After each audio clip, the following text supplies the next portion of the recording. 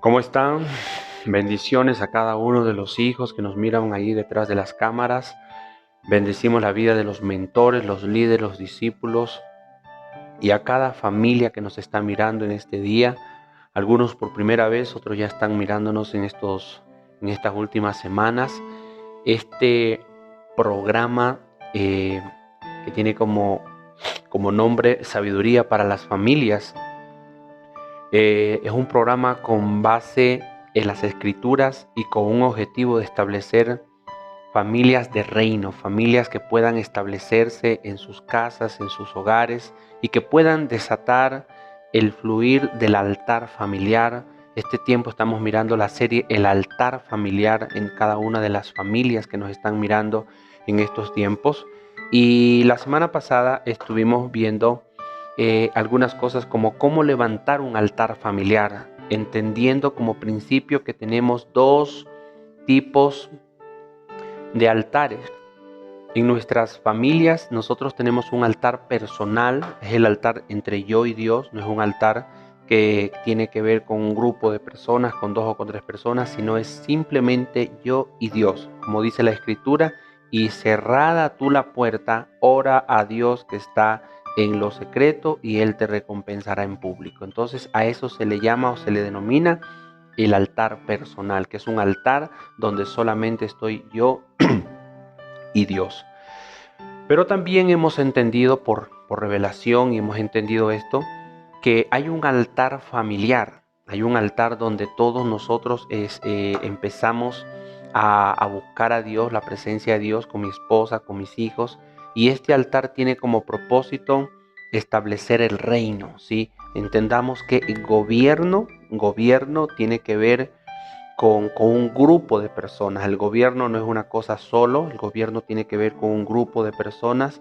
Eh, Cuando el profeta Jonás fue a Nínive para predicarles una palabra de arrepentimiento, porque Dios había dicho que a causa del pecado él iba a destruir Nínive, entonces esta palabra llegó al corazón del rey de Nínive y con todos sus gobernantes se arrepintieron. Entonces, mire, fue una acción en conjunto, no fue algo que simplemente era de una persona, no fue solamente el rey. Y dice la escritura que el rey mandó que toda la nación de Nínive hicieran ayuno y se pusieran cilicio sobre sus ropas y clamaran a Dios por arrepentimiento y se arrepintieran más que todo. Entonces ellos fueron guardados y Dios guardó esa nación, no los castigó, no los destruyó. Entonces nosotros miramos que cuando el reino de Dios tiene que ser desatado, va a ser desatado sobre una familia que esté en acuerdo. Entonces nosotros como familia preparamos el lugar para que Dios pueda establecer su reino, su gobierno en nuestra casa. Y el día de ayer, día domingo, estuvimos mirando que hay 8 leyes, ¿sí? Vamos a establecer 8 leyes en las familias, en las casas, para que hacer lugar para que el reino de Dios pueda establecerse en nuestras casas, en nuestros hogares. Y hoy quiero hablar específicamente de dos leyes, de las dos primeras leyes, que esto es, se podría decir, la base o el fundamento para que el reino de Dios pueda descender sobre nuestras familias y haya un gobierno de orden, un gobierno de justicia, pero también un gobierno sobrenatural. Que el poder sobrenatural sea palpable, sea comprensible, sea manifestado en nuestras vidas y en nuestros hogares, donde no haya nada imposible, sino que todo lo imposible se vuelva posible. Quiero, antes de ir al tema, quiero hablarle de esto. ¿Por qué es importante que el reino de Dios descienda sobre nuestra familia? O sea, ¿cuál es la diferencia? Porque sabemos que en el mundo, en el ámbito espiritual, existen dos reinos. Y solamente hay dos reinos, el reino de Dios y el reino del diablo, el reino de Satanás. Y la Biblia dice que el Dios de este mundo es Satanás, el que gobierna este mundo caído es el diablo. Entonces, mientras nosotros estemos dentro de esta esfera caída, nosotros vamos a estar continuamente conectados o teniendo contacto o influencia de un mundo caído. Por eso es que no podemos encontrar aquí justicia, no podemos encontrar aquí algo que no esté corrupto. En todos lados hay corrupción, en todos lados hay injusticia, en todo lado hay abuso, en todo lado las cosas están y las personas están corruptas. Entonces, esa es la razón por la que la Biblia en la oración del Padre Nuestro dice: y venga tu reino y hágase sobre nosotros tu voluntad, así como en el cielo, también aquí en la tierra. Entonces, el reino es una atmósfera, el reino es un ambiente, es lo que Dios espera traer aquí a la tierra. Y donde está ese ambiente, ahí está lo sobrenatural. Donde está ese ambiente, ahí va a haber arrepentimiento. Donde está ese ambiente, ahí va a haber luz, ahí va a haber sabiduría, ahí va a haber riqueza, ahí va a haber progreso. Entonces lo que necesitamos traer es un ambiente, ¿sí? No el ambiente caído que hemos tenido antes, sino un ambiente de reino, un ambiente de gloria, un ambiente donde cada uno de nosotros pueda percibir que ahí Dios habita y poder sentir la limpieza de los aires en nuestra familia. Entonces, para esto, ¿sí? Vamos a establecer 8 leyes. Vamos a mirar 2 leyes cada uno de estos días. 2 leyes hoy lunes de noche, 2 leyes el día miércoles, 2 de estas leyes las vamos a ver el viernes y terminamos el día domingo con las últimas 2 leyes. Estas 8 leyes espirituales vamos a estar mirando nosotros en este lapso de tiempo para establecer, escúcheme, para establecer el reino de Dios. Primeramente, la primera ley que habíamos visto, lo hablamos así rápidamente el día de ayer domingo, y la primera ley que vamos a ver es honrar a Dios, ¿sí? La primera cosa que vamos a establecer en nuestras casas, en nuestras familias, es honrar a Dios, ¿sí? Y quiero tomar como una referencia, la nación de los Estados Unidos hace 244 años fue fundada bajo una constitución cristiana y bíblica, ¿sí? Esta nación fue fundada bajo una constitución cristiana y bíblica, donde se enseñaba a orar en las escuelas, en los colegios, en cada lugar donde se establecía alguna reunión importante del gobierno, siempre se iniciaba tomando a Dios y orando, ¿sí? Entonces, todo lo que se va a hacer, todo lo que se hace o se debe de hacer en una familia, debe primeramente tomar a Dios dentro del eje principal de una familia. Y yo quiero hoy día hablarle de 3 conceptos de lo que significa honrar a Dios. Muchos piensan que honrar a Dios es creer que Dios existe, o piensan que honrar a Dios es simplemente agradecer a Dios cuando se está comiendo.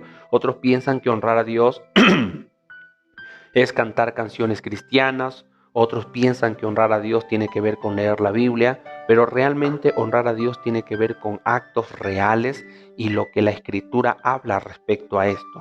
Primeramente quiero enseñarle esto: honrar a Dios significa poner a Dios en primer lugar sobre todas las cosas. Y esto significa darle a Dios de mi tiempo el primer tiempo. O sea, poner a Dios en primer lugar significa darle lo primero. El Dios nos ha dado todos los días 24 horas de tiempo. Entonces, cuando yo entiendo que Dios me da el tiempo, ahora yo le doy a Dios la primera porción de mi tiempo. Eso es lo que nosotros diríamos consagrar mi tiempo o diezmar mi tiempo. Yo le entrego al Señor la primera porción de mi tiempo. Eso tiene que ver con darle a Dios lo primero. También le entrego a Dios la primera porción de mis ingresos, ¿sí? Lo que llamamos diezmo. Cuando nosotros generamos una utilidad, usted debe de entender que por cuanto Él es Señor de nuestra vida y es Señor de todo, nosotros sacamos, ¿sí? Separamos, porque entendemos que esa porción le pertenece a Dios, siempre le perteneció a Dios. Entonces, cuando decimos el diezmo, decimos lo primero, significa que cuando yo gano algo, yo saco la primera porción, no le doy al Señor lo último, no es que simplemente le doy un 10%, sino le doy el primer 10%. En ese primer 10%, ahí está la parte de la consagración. Entonces, yo honro a Dios porque yo le entrego a Él lo primero, y de todas las formas lo tomo en cuenta en mis anhelos, en mis sueños y mis cosas. Siempre pongo a Dios en primer lugar. Eso significa honrar a Dios. El segundo concepto de honrar a Dios tiene que ver con guardar sus mandamientos y sus leyes. Aunque pareciera lo mismo, pero son dos cosas diferentes. El mandamiento tiene que ver con una orden específica para un momento específico, para una persona específica. ¿Sí? Ha habido veces que el Señor me ha llevado que vaya a hablar con una persona. Eso no está en la Biblia, no lo puedo encontrar en ningún libro de la Biblia. Ve hoy y habla tal día con la señora Gloria. Yo no puedo mirar así, pero más sin embargo nosotros nos damos cuenta que cuando Dios nos habla, sentimos una fuerte convicción y basados en esa convicción, yo actúo. A eso se le llama mandamiento. Y el mandamiento hoy puede ser una cosa, mañana puede ser otra cosa, ¿sí? Y viene a través de tres formas el mandamiento. Número uno, viene a través directamente del Espíritu Santo. Ha habido veces que yo he escuchado al Espíritu Santo decirme algunas cosas que yo haga y yo simplemente voy y lo comento, lo digo y obedezco lo que el Espíritu Santo me dice. Otras veces nos habla a través del Padre espiritual o del sacerdote o de la autoridad, ¿sí? De la casa. Eso es el mandamiento. Es algo específico que se nos ha dado. Esto viene a través de un hombre, de la autoridad. Y la tercera viene a través de la escritura, de la Biblia, ¿sí? Ha habido muchas veces que yo estoy abriendo la Biblia y siento que un texto bíblico salta a mi corazón, salta a mi espíritu, y en ese momento tomo yo esa palabra y ese es el mandamiento de Dios. Esos son cosas específicas para momentos específicos, para una persona específica. A eso se le llama mandamientos. Eso es lo que la Biblia describe como la forma de honrar a Dios. Y la segunda es guardando sus leyes. Hay leyes divinas que Dios las escribió, como por ejemplo no cometerás adulterio, no cometerás fornicación, no robarás, no matarás, no dirás falso testimonio. Son leyes que Dios dejó establecidas para que el hombre las guardare. Y aquí no tiene nada que ver con que usted crea o no crea en Dios. Si usted transgrede una de estas leyes, usted es culpable y se le llama pecador. Toda persona que transgrede la ley de Dios es un pecador, ¿sí? Y esto es lo que determina si yo honro a Dios. Yo honro a Dios porque le doy lo primero. Yo honro a Dios porque guardo sus mandamientos y sus leyes. El mandamiento puede cambiar. El mandamiento es algo específico que Dios nos manda hacer específicamente en un momento, pero las leyes no se pueden cambiar. Las leyes ya son eternas, las leyes ya son firmes. Cuando la Biblia dice no robarás, no significa que hay un tiempo donde ya podemos robar. No, no robarás desde el principio hasta el final. No cometerás fornicación desde el principio hasta el final. Son leyes que se establecieron y que no pueden ser cambiadas ni moldeadas. Son firmes, son establecidas. Esas son las leyes de Dios. Y tercero, el tercer concepto de honrar a Dios es guardar santidad. ¿Sí? La Biblia dice que Dios es un Dios santo.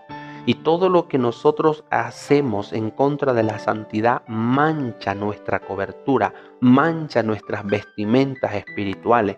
Cuando yo me expongo ante cosas sensuales o sexuales, a lo pornográfico, a la mundicia sexual, a los chismes, a todo tipo de cosas que muchas veces no me doy cuenta, pero me expongo y lo ven mis ojos, lo oyen mis oídos. Son cosas que me manchan y de pronto yo salgo de esa película o salgo de ese escenario, salgo de ese evento, salgo de ese grupo de personas y me siento sucio, me siento que he hecho algo malo, me siento que no ha agradado a Dios, me siento como si me hayan tirado un poco de grasa en mi ropa. Eso es lo que uno siente cuando uno es manchado. Una persona que no tiene todavía a Cristo en su corazón no puede sentir esa sensación porque esto es espiritual. Cuando yo vivía en un mundo de pecado, era obvio, yo no sentía ese remordimiento o ese arrepentimiento o esa suciedad porque simplemente yo estaba manchado. Una mancha más no hacía la diferencia. Pero cuando Cristo limpió mis pecados, cuando yo sentí que Él me limpió, lavó mi conciencia, quedó mi vestimenta blanca. Y desde ese momento hasta el día de hoy, cuando me acerco a algo sucio, aunque ha habido veces que lo haya practicado, aunque ha habido veces que lo quedé mirando, luego siento una suciedad, una insatisfacción dentro de mi cuerpo. Yo me acuerdo un día estaba viajando para Quito y de pronto empezaron a dar una película que parecía agradable, buena, ¿sí? Y mientras estábamos viendo la película, todo el bus estaba viendo la película, yo también estaba mirando ahí distraído cuando de pronto empezaron ya a aparecer escenas de sexo, escenas eróticas, escenas sucias, y aunque yo quise virar mi vista, ya el contenido que había visto ya quedó adentro de mi mente, lo que escuchaba estaba dentro de mi mente, y cuando yo me bajé de aquel carro en el terminal de Quito, me sentía como si me hayan echado un poco de vómito encima de mi cuerpo. Entonces esa es la sensación que uno siente cuando uno se mancha con algo inmundo, con algo que es sucio. Eso también determina qué tan limpio estás tú, porque si tú eres capaz de poder ver cualquier película, sangre, violencia, terror, inmundicia, inmoralidad sexual, y tú no sientes nada, es porque tu vestimenta está sucio, tú realmente no tienes santidad. Pero cuando ya hay santidad en una persona, a uno ya siente rechazo, ya siente repudio hacia ciertas cosas que ya no son parte de la práctica de nosotros. A eso se le llama santidad. Entonces, 3 formas de honrar a Dios. Número 1, decidiendo poner a Dios en el primer lugar de mi dinero, en el primer lugar de mi tiempo y en el primer lugar de mis anhelos personales. Número 2, guardar sus mandamientos y sus leyes. Y tercero, ser santos como Él es santo. Otra de las cosas que vamos a ver en lo que es honrar a Dios, dice, cuando algo es lo primero, todo gira en torno de aquello. Ahora, usted se da cuenta de una cosa, ¿cómo usted sabe que Dios es primero en su vida o que otra cosa es primero en su vida? Porque todas sus decisiones giran en torno a aquello. Si un hombre no tiene a Dios en primer lugar, pero tiene su trabajo en primer lugar, todas sus decisiones van a girar en torno a ese negocio, a ese trabajo, y a causa de ese trabajo descuidará las cosas más importantes como es su vida espiritual, su vida familiar y otras cosas más. Entonces ese hombre o esa mujer realmente no ha puesto a Dios en primer lugar, sino que su trabajo está en primer lugar. Hay mujeres que ponen al esposo en primer lugar, y yo quiero decirle, varón de Dios, que eso no significa un verdadero amor. Eso es un principio de idolatría. Cuando la mujer pone al hombre en primer lugar, eso es un principio, un concepto de idolatría, porque no está poniendo a Dios en primer lugar. Y mientras Dios no esté en primer lugar de mi esposa, mientras Dios no esté en primer lugar de mis hijos, siempre habrá desorden y siempre habrá injusticia en mi casa y en mi familia. Qué importante es que en nuestro hogar todos nosotros tengamos, desde el más pequeño hasta el más grande, pongamos a Dios en primer lugar. Y sabes una cosa, cuando tú pones a Dios en primer lugar es cuando tienes el amor correcto para amar a tu familia. Un hombre que tiene a Dios en primer lugar puede amar a su esposa, puede amar a sus hijos de la forma genuina y verdadera cuando usted tiene a Dios en primer lugar. Qué importante es esto en el ámbito de nuestra vida, en el ámbito de cómo nosotros desarrollamos nuestra honra a Dios. Otra cosa que miramos es que lo primero representa adoración. Toda persona que da lo primero a algo es a lo que adora, y dice que en aquello se convierte o se transforma. Cuando una persona es idólatra del trabajo, su vida va a ser inclinada a esa área en un extremo. O sea, a lo que yo me estoy refiriendo en este momento es que de acuerdo a la medida de lo que usted adora, en aquello usted se termina convirtiendo. Por eso es que si usted adora a Dios y pone a Dios en primer lugar, todo lo que es de Dios y lo que es parte de Dios vendrá sobre su vida y usted se parecerá a Dios cada día más. ¿Sí? Lo primero es de donde gira todo. Lo primero es adoración. Lo primero es consagración. Una persona que le da a Dios, lo primero consagra. Por ejemplo, ¿cómo consagro mi tiempo? Dándole a Dios la primera porción de mi tiempo. ¿Cómo consagro el dinero? Dándole a Dios la primera porción del dinero. Entonces, todo lo que tiene que ver con consagrar, primeramente debe de ser con relación a dar lo primero. Esa es la forma como nosotros consagramos las cosas a Dios. Y otra de las razones por qué le damos a Dios lo primero es porque le reconocemos como Señor de toda nuestra vida. Esto significa, Cuando yo digo Jesús es mi Salvador, reconozco que me salvó. Pero cuando digo Jesús es mi Señor, estoy reconociendo que Él es el amo, el Rey sobre todas las cosas que yo tengo y que yo poseo, incluyendo mi propia alma y mi propio corazón. Entonces, estos conceptos que hemos mirado ahorita representan la primera ley de las 8 que vamos a mirar. Honra a Dios primero. Luego está la segunda ley, que es honrar a los padres y someterse a la ley moral. Y aquí viene una cosa importantísima, porque sin este principio, quiero que usted me escuche, sin este principio no puede haber tal cosa como gobierno de la casa. Este término para muchos hombres ha sido un poco extraño y raro porque no lo han logrado comprender qué significa realmente gobierno de la casa, qué significa establecer un gobierno. Entonces quiero que aprenda, porque le voy a enseñar aquí algunos principios acerca de lo que es el gobierno. Dice: cuando se ha aprendido a honrar a Dios, será fácil honrar a los padres o a la autoridad moral de la casa. Escuche esto. Habíamos hablado el día de ayer, o el día de antes de ayer, que la ley se componía de 4 formas. Ley espiritual: el dador es Dios. Todas las leyes, no matarás, no robarás, no fornicarás, son leyes que Él dejó, espirituales, ¿sí? Y hay leyes y hay principios espirituales que Él nos dejó, pero el dador es Dios. Luego está la autoridad moral, que es el padre de la casa, el padre de familia, sea padre o sea esposo.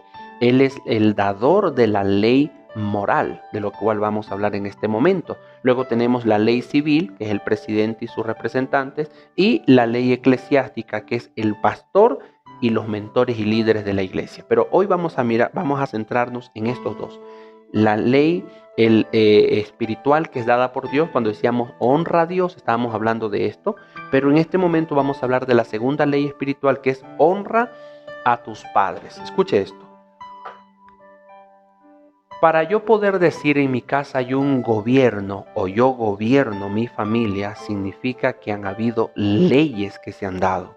Y una ley pues no necesariamente tiene que ser transcrita en un documento y pegarla en la pared, con un artículo, con un tomo, como se hacen las leyes civiles, sino que las leyes son cuando uno emite una orden, cuando uno emite un decreto en la familia, cuando uno establece cosas en la familia que son para el bien de la comunidad, de la casa, de la familia. A eso se refiere con establecer leyes en nuestra casa, que se llaman leyes morales. Por ejemplo, creo que todo padre de alguna manera ha dictado leyes, como por ejemplo: yo no quiero verte que tú andes con algún muchacho por allá, o yo quiero que cuando tú salgas del colegio estés aquí a tal hora, o a tal hora se va a almorzar. Tú vas a hacerte cargo de la ropa, de la lavada, tú vas a hacerte cargo de la planchada, ustedes van a arreglar la casa, la van a barrer y bueno, y cosas por el estilo. Es entregar o delegar responsabilidades a la familia. Es raro que hay ciertos hogares que no tienen leyes. O sea, la gente se espera ahí que haga cada quien por su propia voluntad. Pero yo quiero decirle que eso no es normal. Tienen que haber leyes, ¿sí? Porque cuando usted deja que todas las personas lo hagan, o todos los hijos lo hagan a su voluntad, ahí usted va a encontrar que muchos de ellos no lo hacen, y el uno lo culpa al otro, el otro al otro, y nadie en sí hace lo que tiene que hacer. Y es porque no hay leyes, no hay a quien responsabilizar. Entonces la pobre madre, muchas veces histérica, reniega, grita, hace un drama porque sus hijos no le ayudan, pero es porque simplemente no se establecieron leyes en la familia. Entonces, cuando no hay ley, ¿qué hay? Anarquía. O sea, cada quien hace lo que bien le parece, y téngalo por seguro que en ese hogar va a haber mucha injusticia, mucha desigualdad y mucha corrupción. Entonces, lo primero que se debe de establecer es un gobierno en la familia, ¿sí? Y el gobierno, óigame esto, el gobierno no está conformado por una sola persona. O sea, no es solo el hombre el que desarrolla el gobierno. El gobierno está conformado por una cabeza y por sus hombros. Y la Biblia nos enseña que la esposa, la ayuda idónea, representa los hombros de la cabeza. El padre, el hombre, la cabeza de la familia, es la cabeza, es el que dicta las leyes. pero su esposa, que representa los hombros, es la que ejecuta y la que aprueba esas leyes. Si el hombre dictare leyes injustas, ¿sí?, y la mujer no estuviese de acuerdo con eso, entonces ahí no hay gobierno, no puede estarse eso, porque la mujer no está en acuerdo. Pero si el hombre dice, no, a pesar de que tú estés o no estés en acuerdo, yo voy a dictar esto y aquí se hace porque se hace, entonces ya entra ahí el autoritarismo, ya entra ya un gobierno dictatorial, ¿sí? Lo que en otras partes hacen como el comunismo, se llama comunismo, donde nadie más puede tener voz ni voto, sino que solo el presidente dice y el resto lo obedece. Entonces, en un hogar, para que se pueda establecer un gobierno bíblico justo, es entre la cabeza y los hombros. Por eso es que la Biblia dice, honra a tu padre y a tu madre. O sea, no significa que hay dos cabezas en la casa. Lo que significa es que hay un gobierno conformado por una cabeza y por un hombro, que es su esposa. Ahora, escúcheme esto. ¿Qué pasa si en un hogar no hay un hombre, no hay una cabeza? ¿Sí? En un hogar tiene que haber una mujer, una madre de familia, que es la que se quedó a cargo de los hijos, no tiene esposo por alguna razón, se divorció, se murió el esposo, se separó o nunca simplemente se casó, fue madre soltera. Entonces esa mujer es la cabeza de esa familia, esa mujer es la representante de esa cabeza y ella tiene que entender que ella tiene el derecho de gobernar su casa, porque no significa que por cuanto no hay un esposo, no hay un hombre físico, ¿sí?, no se pueda gobernar la casa, porque de lo contrario tendríamos que aceptar que esa casa toda la vida va a vivir en desorden. Entonces, si no hay un esposo y hay solamente la madre de la casa, ella es la cabeza y debe de haber un hijo en la casa, una hija, un hijo que haga que tome la posición de hombro. Esto significa que lo que las leyes que ella dictamine en su casa, esos hombros que representan su hijo o su hija, lo confirme y lo apruebe para que haya un gobierno en su casa y en su familia. Y esto es algo que realmente ha sido una revelación que ha transformado mi vida.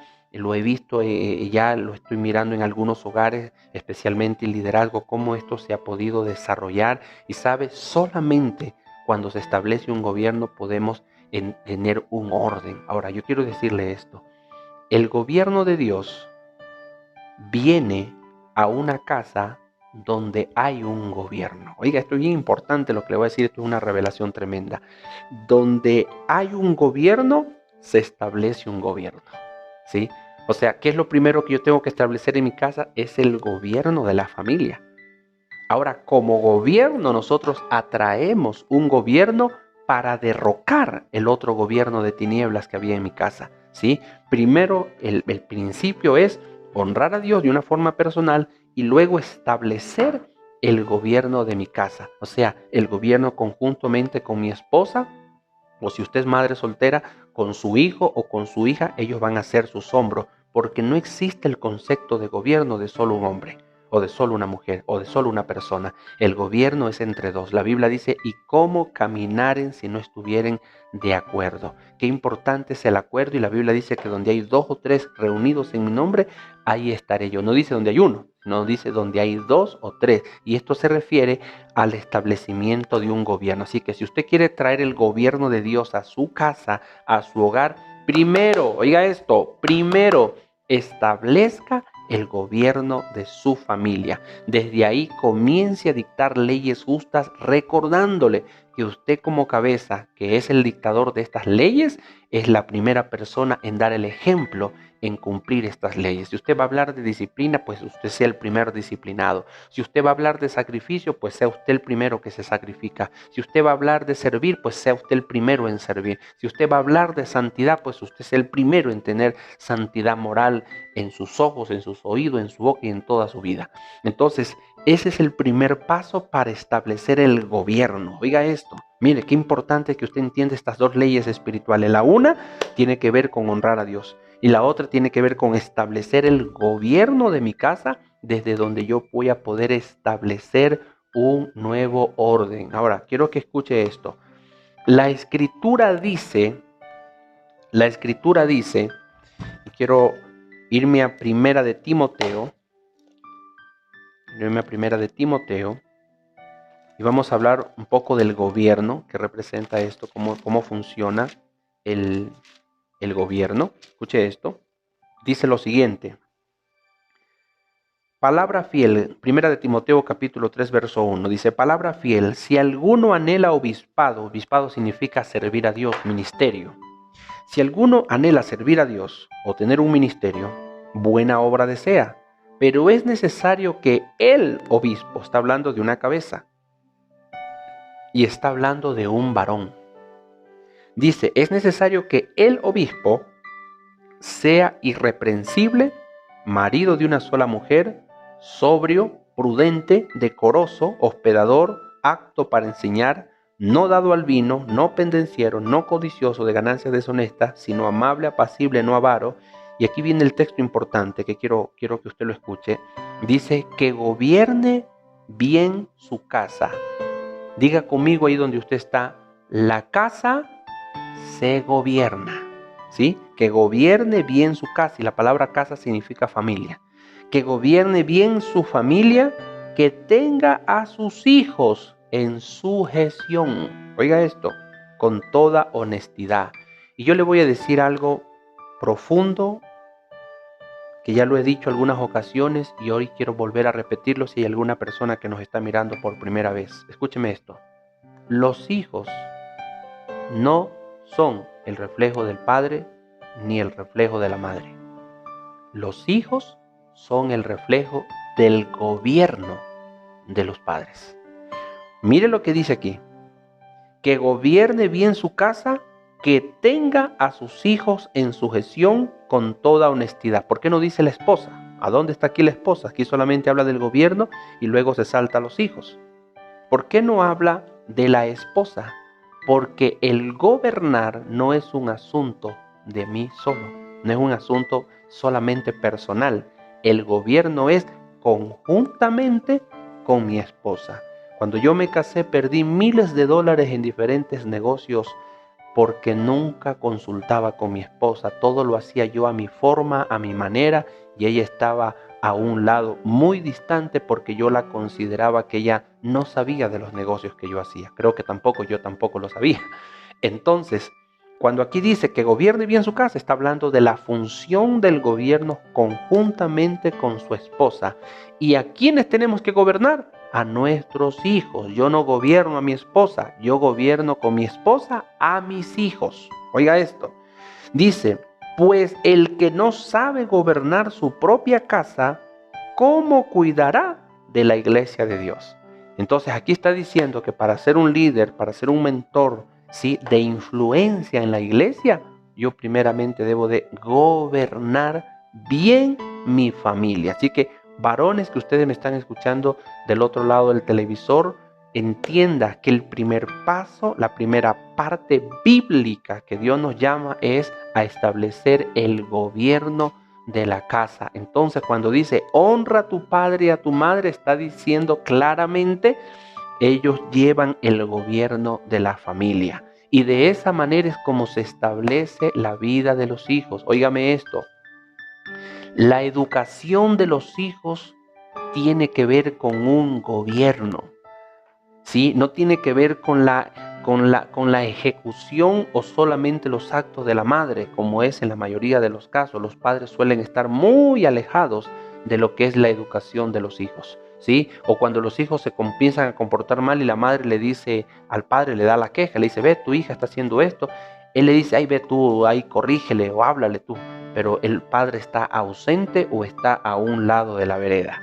Pero la Biblia no nos enseña eso. La Escritura nos enseña que ambos, escúcheme, yo y mi esposa corregimos a nuestros hijos, tomamos cartas en el asunto. Yo soy el que doy la última palabra como cabeza, pero mi esposa está en acuerdo conmigo, ella fluye conmigo para poder yo corregir a mis hijos cuando miramos una mala conducta, cuando miramos actos de rebeldía, que esto lo vamos a estar mirando más adelante, ¿sí? Entonces, hemos comprendido en este día lo que significa establecer un gobierno, honrar a los padres, ¿sí?, y someterse a la ley moral. Óigame esto, si no queremos tener en nuestros hogares anarquía, necesitamos dictar leyes. Los hijos tienen que saber que hay límites que no pueden propasar. Yo sé decir que en la vida nosotros siempre tenemos una línea invisible y cuando yo rebaso esa línea invisible,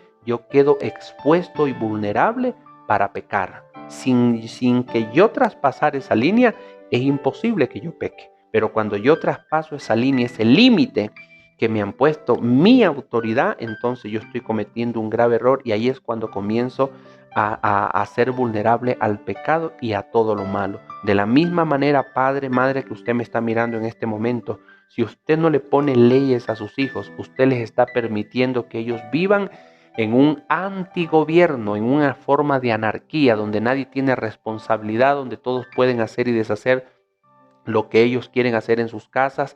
Hijos tenemos vagos, presumidos, hijos soberbios que no aprecian, no son agradecidos, no aprecian lo que usted tiene, lo que usted les ha dado, hijos que son orgullosos. Entonces ese tipo de hijos es el resultado de una familia sin ley, de una familia sin gobierno. 3 errores que hemos cometido en los hogares y termino en esta hora.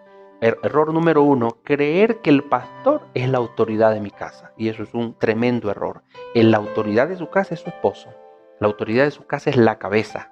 Él es la autoridad de su casa. Él es el que tiene a cargo la familia, ¿sí? El pastor es una autoridad en la iglesia, que es una institución divina en la tierra para enseñar a la gente, enseñar al pueblo, enseñar a las personas cómo se debe de vivir conforme al reino de Dios. Pero quien ejecuta las leyes en su familia es usted, varón, ¿sí? Las decisiones que se toman sobre negocios, las decisiones que se toman sobre salud, las decisiones que se toman con relación a medios de comunicación, las decisiones que se toman en educación en su casa, las toma usted, le confieren a usted. Por eso es importante que usted me escuche a mí para aprenda cómo gobernar su casa. Escuche esto, aprenda a cómo gobernar su casa, no que yo gobierne su casa. Yo no voy a gobernar su familia. Usted es el hombre o la mujer que tiene que gobernar su casa, sus hijos, su economía y todo lo que está dentro de su familia. Yo como pastor o como sacerdote, mi trabajo y mi función es enseñar estos principios, estas leyes de Dios para que usted lo lleve en su casa y en su familia. Y usted, mujer que me está mirando, jamás le diga a su esposo, es que el pastor me dijo que haga esto y esto yo voy a hacer aquí en mi casa, porque mi autoridad llega solamente hasta la puerta de su casa. De ahí para adentro la autoridad es su esposo. Él es el hombre, es el varón que tiene a cargo la familia, el que tiene la carga de llevar la familia hacia adelante. Pero cuando hay injusticia, entonces es necesario que ustedes dos hablen, conversen y lleguen a un acuerdo. Pero cuando ese hombre no está dispuesto a acatar aquello y quiere seguir siendo injusto, quiere seguir siendo inmoral, es el momento ya de llevar este caso a la iglesia. Esa es la forma como administramos estas cosas, a fin de que no hayan abusos en las familias, ni abuso de autoridad, ni abuso de ningún tipo, peormente verbal o físico. Son 3 tipos de abusos que no deben de haber y que nosotros condenamos en la familia. Un hombre que abusa de la soberanía y del libre albedrío de su esposa y de sus hijos, eso es algo antibíblico, porque si Dios, que es Dios, respeta el libre albedrío de cada uno de nosotros, nosotros como hombres no tenemos la autoridad ni el derecho de violar el libre albedrío de nuestra familia. Nosotros no podemos tocar la parte de la soberanía de la persona, como por ejemplo, no quiero que ores. Eso es un derecho que yo tengo. No quiero que comas, eso es un derecho que yo tengo. Yo tengo en mi vida personal, ¿sí? Y hay derechos que nosotros tenemos como personas, como individuos tenemos derecho. Entonces ese es el segundo error, violar la soberanía de cada persona y enseñorearnos de ese hombre, de esa mujer o de esos hijos. Y tercero, usted no puede agredir a su esposa ni a sus hijos de una forma física. Recuerde que no es lo mismo agredir que corregir. Agredir es cuando yo hago uso de mi fuerza y humillo, ¿sí? A la esposa no se la corrige, a la esposa se le enseña. Amén. A los hijos se les corrige. Yo no puedo decir a mi esposa, a ver, arrodíllate, te voy a dar 3 correazos en la nalga. Eso puedo hacer con mis hijos, pero no con mi esposa. A la esposa se le enseña, a los hijos se les corrige. Y la corrección no tiene que ver con palabras destructivas, con palabras verbales que dañan su autoestima, dañan su identidad. No tiene que ver con los golpes que son humillantes, porque hay golpes que son humillantes, que van más allá de la falta que han cometido, como lo hacían los padres antiguos, de coger y tirarle al piso y golpearlo y flagelarlo y dejarle marcas en su cuerpo. Eso no tiene que ver con una corrección, eso tiene que ver con humillación. Entonces, esas tres cosas nosotros vamos a evitar hacerlo en la casa para poder tener un gobierno en orden, ¿sí? El tiempo nos llegó. Esto está bueno, creo que estas palabras que le he dado van a hacer hincapié en su vida. Medite, converse con su esposa, converse con su esposo acerca de esto, hablen entre ambos. Cualquier duda, pregunta, llame a su mentor, llame a su líder para que ellos le puedan aclarar si alguna cosa usted no lo entiende.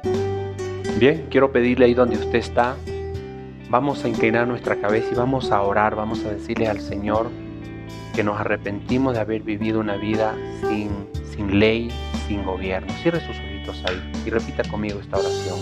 Padre Celestial, quiero darte gracias en esta hora por este tiempo precioso en el que tú nos has permitido poder reconocer que hace falta un gobierno en nuestra casa.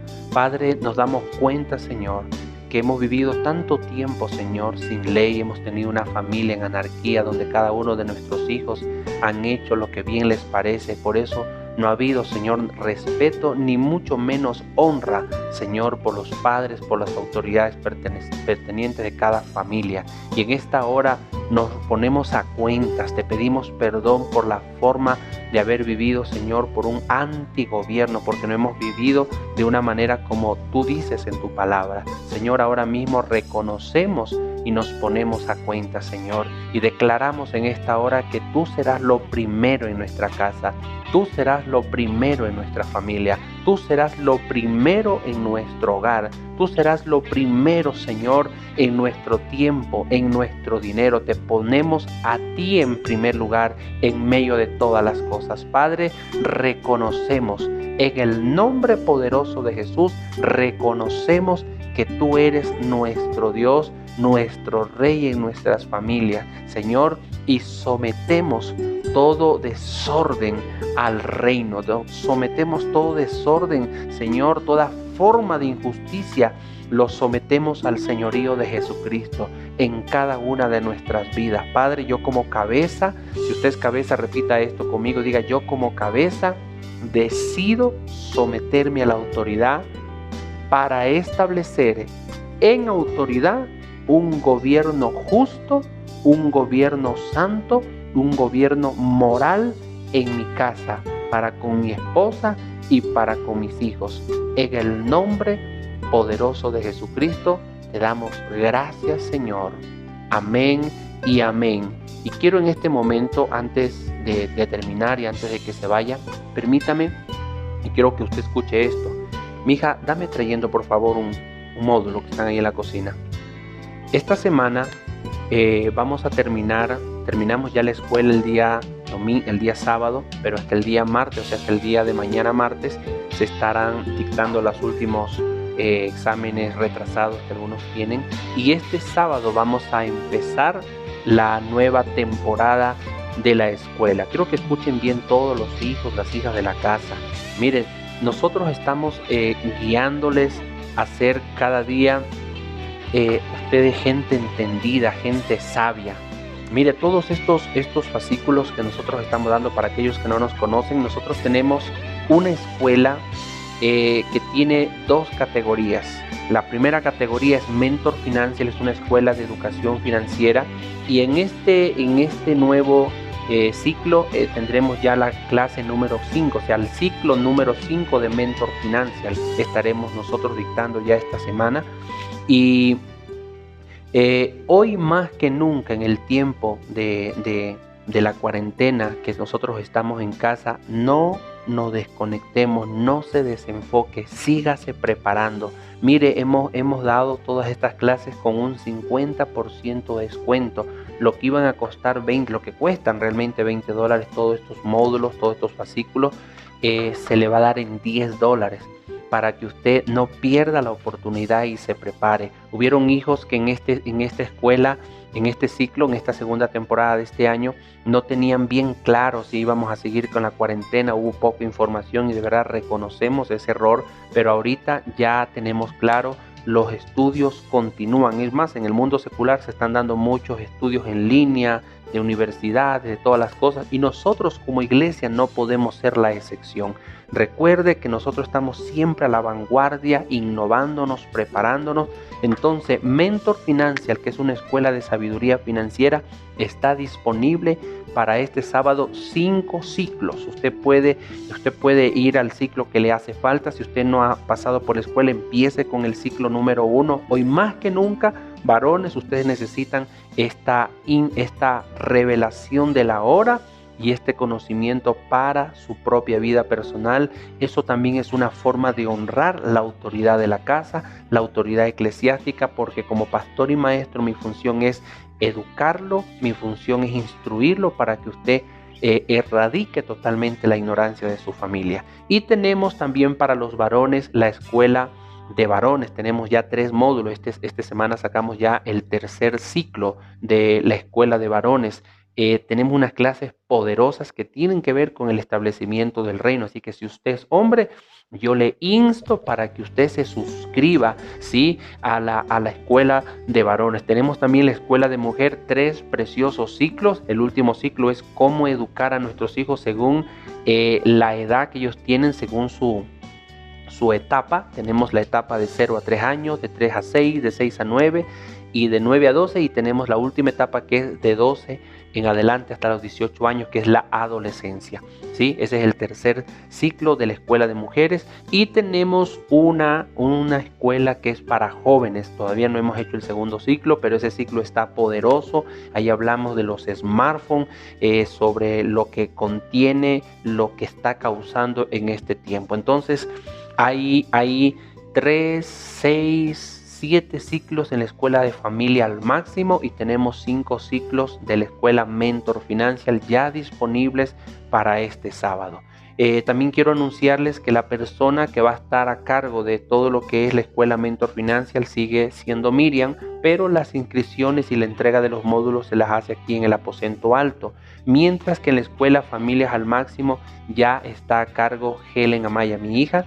Ella va a estar a cargo de todas las escuelas porque mi otra hija Melanie ya está a cargo de las grabaciones. Ella es la que me ayuda a hacer todo lo que es el diseño de grabación, las ediciones y todo. Entonces requiere esto tiempo. Entonces cualquier novedad, cualquier cosa, usted puede dirigirse a mi hija Helen Amaya para cualquier información. Aquellos que anteriormente se inscribieron, se les entregó el módulo y no reportaron, no hicieron nada, su dinero quedó perdido. Usted tiene que volverse a inscribir porque es una forma de irresponsabilidad el no haberse reportado. Entonces, el valor del un solo pago que usted va a hacer por este módulo y por darle acceso al Drive para las 6 clases que usted va a recibir, tienen un costo único de $10. Aproveche esta oferta porque termina la cuarentena y los costos vuelven a la normalidad, que son de $20. Amén. Les bendigo, hijos e hijas.